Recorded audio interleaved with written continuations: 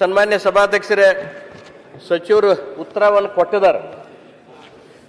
ಈಗ ನಾ ಅವ್ರನ್ನೇನು ಕೇಳಿದ್ರೆ ತಾಯಿ ಮಕ್ಕಳ ಆಸ್ಪತ್ರೆ ಬೇಕಂತ ನಾ ಕೇಳಿದ್ರೆ ಅವರು ಹೆರಿಗೆ ಸಂಖ್ಯೆ ಕಡಿಮೆ ಐತಿ, ಕೊಡೋಕ್ಕಾಗಂಗಿಲ್ಲ ಅಂತ ಹೇಳ್ತಾರೆ. ಆ ಹೆರಿಗೆ ಸಂಖ್ಯೆ ಕಡಿಮೆ, ಡಾಕ್ಟರ್ಸ್ ಇಲ್ಲ ಅಲ್ಲಿ. ಬಡವ್ರು ಹೋಗುದ ಸರ್ಕಾರಿ ದವಾಖಾನೆ, ಮತ್ತು ಅಲ್ಲಿ ಸಿಜರಿನ್ ಮಾಡಕ್ಕೆ ಡಾಕ್ಟರೇ ಇಲ್ಲ ಅಂದ ಕೂಡಲೇ ಅವ್ರು ಪ್ರೈವೇಟಕ್ಕೆ ಹೋಗ್ಬೇಕಾಗ್ತದೆ. ಮತ್ತು ಅಲ್ಲಿ ಹೆರಿಗೆ ಹೆಂಗೆ ಆಕೈತೆ ಸರ್? ಹೆರಿಗೆ ಕಡಿಮೆ ಆಗೋದು ಸಹಜಿಕ.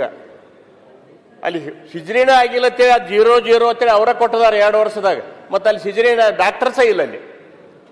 ತಾವು ದಯಮಾಡಿ ಡಾಕ್ಟರ್ಸ್ಗಳನ್ನ ತಾವು ತುಂಬಿ ಕೊಡ್ಬೇಕಂತೇಳಿ ತಮ್ಮ ಮುಖಾಂತರ ವಿನಂತಿ ಮಾಡ್ತಾನೋ. ಈಗ ಡಾಕ್ಟರ್ ವೀಣಾ ಕೆ ಅಂತೇಳಿ ಅಂದ ಅವರ 17/7 ಅಲ್ಲಿ ಧೈರ್ಯ ಅದಾರ. ಅವರು ಬಂದೇ ಇಲ್ಲ. 17ನೇ ತಿಂಗಳಿಂದ ಅವ್ರು ಇಲ್ಲಿ ದವಾಖಾನೆಗಿನ ಬಂದಿಲ್ಲ. ಮುಂದೆ ಪ್ರಸೂತಿ ಚಿಕಿತ್ಸಾ ತಜ್ಞರಂತೂ ಖಾಲಿನೇ ಐತೆ ಸರ್. ಮಕ್ಕಳ ಚಿಕಿತ್ಸಾ ತಜ್ಞರು ಅದು ಖಾಲಿ, ಚರ್ಮ ಚಿಕಿತ್ಸಾ ತಜ್ಞರು ಅದು ಖಾಲಿ. ಮತ್ತು ENT ತಜ್ಞರ ಡಾಕ್ಟರ್ ಸಂಧ್ಯಾ ಪಾಟೀಲ್ ಅಂತೇಳಿ ಅಂದವ್ರ 1/1/2022 ರಾಜೀನಾಮೆ ನೀಡಿ ಅವ್ರು ಹೋಗಿಬಿಟ್ಟಾರ. ಜನರಲ್ ಮೆಡಿಸಿನ್ ತಜ್ಞರೂ ಅದು ಖಾಲಿ. ಮತ್ತು ಅಲ್ಲಿ ತಾಲೂಕಾ ಪ್ಲೇಸ 100 ಬೆಡ್ ಆಸ್ಪತ್ರೆ, ಮತ್ತು ಅಲ್ಲಿ ಡಾಕ್ಟರ್ಸೇ ಇಲ್ಲ ಅಂದ್ರೆ ಅಲ್ಲಿ ಬಡವರು ಹೆಂಗೆ ತೋರಿಸ್ಬೇಕು? ಈ ಜಿಲ್ಲಾ ಆಸ್ಪತ್ರೆಗೆ ಹೋಗ್ಬೇಕಾದ್ರೆ 120 ಕಿಲೋಮೀಟರ್ ಬೆಳಗಾವಿಗೆ ಬರ್ಬೇಕು ನಾವು ರಾಯಬಾಗದಿಂದ. ಹಿಂಗಾಗಿ ಅಲ್ಲೆಲ್ಲ ಬಡವರು ಎಲ್ಲರೂ ಪ್ರೈವೇಟ್ಗೆ ಹೋಗಿ ಸಿಜರಿನ್ ಮಾಡ್ಕೋಬೇಕಾದ್ರೆ 40-50 ಸಾವಿರ ರೂಪಾಯಿ ಕೊಡ್ಬೇಕು ಪ್ರೈವೇಟ್ ಡಾಕ್ಟರ್ಸ್. ಅದಕ್ಕೆ ದಯಮಾಡಿ ತಮ್ಮ ಮುಖಾಂತರ ನಾ ಸಚಿವರಲ್ಲಿ ಕಳಕಳಿ ವಿನಂತಿ ಮಾಡ್ತಾನೋ, ಆದಷ್ಟು ಬೇಗ ಈ ಎಲ್ಲ ತಜ್ಞ ವೈದ್ಯರು ಏನು ಖಾಲಿ ಅದಾವಲ್ಲ ಇವರೆಲ್ಲರೂ ಬೇಗ ನಮಗೆ ತುಂಬಿ ಕೊಡಬೇಕು. ಮತ್ತು ತಾಯಿ ಮಕ್ಕಳ ಆಸ್ಪತ್ರೆನೂ ಕೂಡ ನಮಗಲ್ಲಿ ತಾಲೂಕು ಆಸ್ಪತ್ರೆ 100 ಬೆಡ್ ಇರುವುದನ್ನು ಅದನ್ನು ಮಂಜೂರು ಮಾಡಿ ಕೊಡ್ಬೇಕಂತ ಕಳಕಳಿ ವಿನಂತಿ ಮಾಡ್ತೀನಿ. ಆಮೇಲೆ ತಾಯಿ ಮಕ್ಕಳ ಆಸ್ಪತ್ರೆ ಆಮೇಲೆ ನೋಡೋಣ. ಅದಕ್ಕೆ ಮಾನ್ಯ ಸಭಾಧ್ಯಕ್ಷರೇ, ಅವರ ಒಂದು ಸಮಸ್ಯೆಯಿಂದನೇ ಅವರಿಗೆ ಉತ್ತರ ಸಿಗ್ತಾ ಇದೆ. ಇರುವಂಥ ಆಸ್ಪತ್ರೆನೇ ಈಗ ಸಂಪೂರ್ಣ ಉಪಯೋಗ ಆಗದೆ ಇರತಕ್ಕಂಥ ಪರಿಸ್ಥಿತಿ ಇದ್ದಾಗ ಇನ್ನು ಹೊಸ ತಾಯಿ ಮಕ್ಕಳ ಆಸ್ಪತ್ರೆಯನ್ನು ನಾವು ಕೊಡಿಸುವಂಥದ್ರಲ್ಲಿ ಯಾವುದೇ ರೀತಿಯ ಅರ್ಥ ಇರೋದಿಲ್ಲ. ಆದ್ದರಿಂದ ನಮ್ಮ ಉದ್ದೇಶ, ನಾನು ಆವಾಗಲೇ ಸುನೀಲ್ ಅವರು ನಾವು ಇಲ್ಲೇ ಚರ್ಚೆ ಮಾಡೋದು, ಆಮೇಲೆ ಬೇರೆ ನಮ್ಮ ಪ್ರಶ್ನೆ ಹಾಕಿದ್ರಲ್ಲ ಅದನ್ನು ಆ ಚರ್ಚೆಯಲ್ಲಿ ಆ ಒಂದು ಪ್ರಶ್ನೆಯಲ್ಲಿ ಆ ಉತ್ತರ ಈಗಾಗಲೇ ಚರ್ಚೆ ನಡೆದಿದೆ.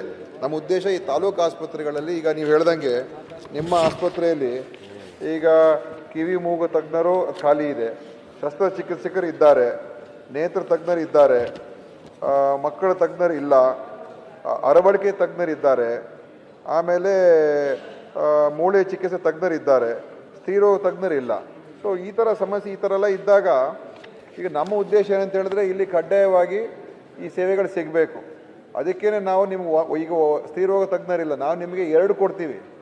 2 ಸ್ತ್ರೀರೋಗ ತಜ್ಞರು, 2 ಅರವಳಿಕೆ ತಜ್ಞರು, 2 ಮಕ್ಕಳ ತಜ್ಞರು, 1 ರೇಡಿಯಾಲಜಿಸ್ಟು, 1 ಫಿಸಿಷಿಯನ್ ಕಂಪಲ್ಸರಿ ಇರಬೇಕು ಅಂತ ಮಾಡ್ತಾ ಇರೋದು. ಮತ್ತು ಉಳಿದ ಡಾಕ್ಟರ್ಗಳು ಯಾರು ಇರ್ತಾರೆ, ಅವರ ಡೆಂಟಿಸ್ಟ್ ಇರ್ಬೋದು, ಚರ್ಮರೋಗ ತಜ್ಞರು ಅವರೆಲ್ಲ. ಅದನ್ನ ಈ ಥರ ಮಾಡಿದ್ರೆ ಅವಾಗ ಅವ್ರಿಗೆ ಅರ್ಹತೆ ಬಂದೇ ಬರ್ತದೆ. ಯಾಕಂದರೆ ಹೆಚ್ಚಿನ ಹೆರಿಗೆಗಳು ಮತ್ತು ಸೆಕ್ಷನ್ಗಳು ಮತ್ತು ಬೇರೆ ಬೇರೆ ಎಲ್ಲ ಪ್ರೊಸೀಜರ್ಸ್ ಆದಾಗ ಅವರ ಆಸ್ಪತ್ರೆ ಇಂಪ್ರೂವ್ ಆಗ್ತದೆ. ಅದ ನಂತರ ಅವ್ರಿಗೆ MCHಗೂ ಕೂಡ ಕ್ವಾಲಿಫೈ ಆಗ್ತಾರೆ. MCH ಕ್ವಾಲಿಫೈ ಆದಾಗ ಅವ್ರಿಗೆ MCH ಆಸ್ಪತ್ರೆ ನಾನು ಶಿಫಾರಸು ಮಾಡಿ ಕೊಡಿಸ್ಕೊಡ್ಬೋದು.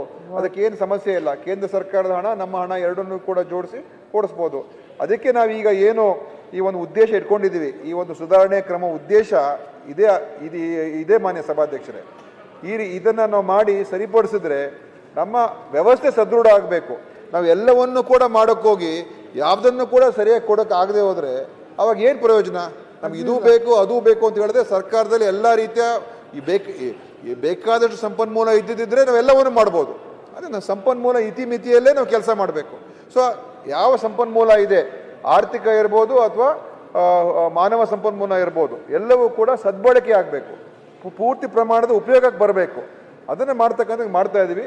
ಖಂಡಿತವಾಗಿಯೂ ನಿಮಗೆ ನಮ್ಮ ಉದ್ದೇಶದ ಪ್ರಕಾರ ನಾವೀಗ ಏನು ನಾವು ಮಾಡ್ತಾ ಇದ್ದೀವಿ. ಆದರೆ ನಿಮಗೆ ಎಲ್ಲ ಸ್ಪೆಷಲಿಸ್ಟ್ಗಳು ಬರ್ತಾರೆ ನಿಮಗೆ. ಅವಾಗ ನಿಮ್ಮ ಆಸ್ಪತ್ರೆ ಇಂಪ್ರೂವ್ ಆಗ್ತದೆ. ಇಂಪ್ರೂವ್ ಆದ ನಂತರ ತಾವು ಬಂದು ನಾವು ಕೇಳಿ, ಸರ್ ನಮ್ಮಲ್ಲಿ ಆಸ್ಪತ್ರೆ ಈ ಥರ ಇಂಪ್ರೂವ್ ಆಗಿದೆ, MCH ಬೇಕು ಅಂತ ನೀವು ಕೇಳಿ 100% ನಾನು ನಿಮಗೆ MCH ಆಸ್ಪತ್ರೆ ಕೊಡಿಸ್ಕೊಡ್ತೀನಿ. ಅವಾಗ ಅದ್ರ ಬಗ್ಗೆ ಯಾವುದೇ ಸಮಸ್ಯೆ ಇಲ್ಲ. ಸನ್ಮಾನ್ಯ ಸಭಾಧ್ಯಕ್ಷರೇ, ಈಗ ತಾಯಿ ಮಕ್ಕಳ ಆಸ್ಪತ್ರೆ ಅಂತೂ ಕೊಡಕ್ಕಾಗಿಲ್ಲ ಅಂತಂದ್ರೆ ಆಗ್ಲಿ ಸರ್. ನೀವು ಖಾಲಿ ಇದ್ದ ಡಾಕ್ಟರ್ಸ್ ನೀವು ಯಾವಾಗ ತುಂಬ್ತಾರೆ ಅದನ್ನ ಹೇಳ್ರಿ ನನಗೆ. ಯಾಕಂತಂದ್ರ ಈಗ ಶ್ರೀಮಂತರು ಯಾರು ಹೋಗೋದಿಲ್ಲ ಸರ್. ಸರ್ಕಾರ ದವಾಖಾನಿಗೆ ಬಡವ್ರು ಹೋಗವ್ರ. ಈಗ ಬಡವರು ಈಗ ಅಲ್ಲಿ ವೈದ್ಯರೇ ಇಲ್ಲ ಅಂದ್ರೆ ಪಾಪ ಅವ್ರ ಈಗ ಡೆಲಿವರಿ ಪೇ ಅಲ್ಲಿ ಸಿಜ್ರಿನಕ್ಕೆ ಹೊರಗೆ ಹೋಗ್ಬೇಕಾದ್ರೆ 40-50 ಸಾವಿರ ರೂಪಾಯಿ ಕೊಡ್ಬೇಕು. ನಮ್ಮ ಈಗ ಈಗ ಏನು ಜಿಲ್ಲಾ ಆಸ್ಪತ್ರೆಗೆ ಹೋಗ್ಬೇಕಾದ್ರೆ 120 ಕಿಲೋಮೀಟರ್ ಸರ್, ಅದೇ ಪರಿಗಣಿಸಿ ನಾವು ಈಗ ಮಾಡ್ತದೆ ಅಂತ ಅದನ್ನೇ ಹೇಳಿದ್ರೆ ಹೇಳುದು ಬೇಡ ಸರ್. ನಮ್ಗೆ 2 ದಿವಸದಾಗ ಆಗ್ಬೇಕು ಸರ್. ನಾವು ಈಗಾಗಲೇ ಅದನ್ನ ಇವತ್ತು ನೋಟಿಫೈ ಮಾಡ್ತಾ ಇದ್ದೀವಿ. ಬರೋ ತಿಂಗಳಷ್ಟೊತ್ತಿಗೆ ಅದೆಲ್ಲ ಕೂಡ ನಾವು ಕೌನ್ಸಿಲಿಂಗ್ ಮಾಡಿ ಎಲ್ಲ ಕಡೆ ಮರು ನೇಮಕಾತಿ ಮಾಡ್ತೀವಿ. ಅದರಿಂದ ನಿಮಗೆ ಈಗ ಡಿಸೆಂಬರ್ ಜನವರಿ ತಿಂಗಳಿಗೆ ಮಾಡಿಸ್ಕೊಡ್ತಕ್ಕಂಥ ಕೆಲಸ ಮಾಡ್ತೀನಿ. ಧನ್ಯವಾದ. ಆಯ್ತಾ? ನಾಳೆ